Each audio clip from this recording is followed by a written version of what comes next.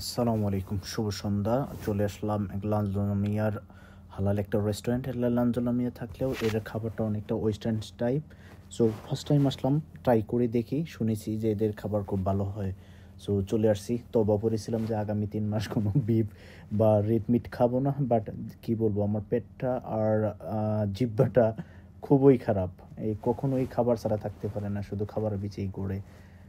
তো ওনাকে বলার পরে যে উই আর মংজলা গোরেন, সো উনি বুঝতেই পারছে যে আমরা মুসলিম এবং খুব স্পাইসি খাই। সো খুব যত্ন করে মশলা মাখিয়ে আমাদের খাবার জন্য রেডি করতেছে। খেয়ে অবশ্যই আপনাদের জানাবো। এটা হচ্ছে রুটি, একটা রুটি। এবার খাবারের পালা। আলহামদুলিল্লাহ, একটা হচ্ছে স্কুইড। সো টেস্টি, মানে ডিলিশিয়াস। আমি এত টেস্টি স্কুইড আমি আগে কখনো খাই নাই, ফার্স্ট টাইম। আলহামদুলিল্লাহ, আলহামদুলিল্লাহ। ও thank you, squid is so tasty, thank you. হাওদা হাওদা, রাইট।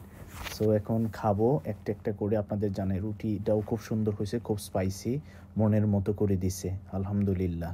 সো আমরা এখানে ভ্যারাইটিস খাবার নিয়েছি। এখানে ফুলকপি নিয়েছি, মাশরুম নিয়েছি, চিকেন উইংস নিয়েছি, বিফ নিয়েছি এবং মাটনও নিয়েছি। আর ডেফিনেটলি এটা তো মাশরুম, আরেকবার দেখাই, দেখেন কি মাশরুমটা। এটা কি মাশরুম বলে জানি না, খুব টেস্টি হয়েছে, আলহামদুলিল্লাহ। আর এটা হচ্ছে সসেস।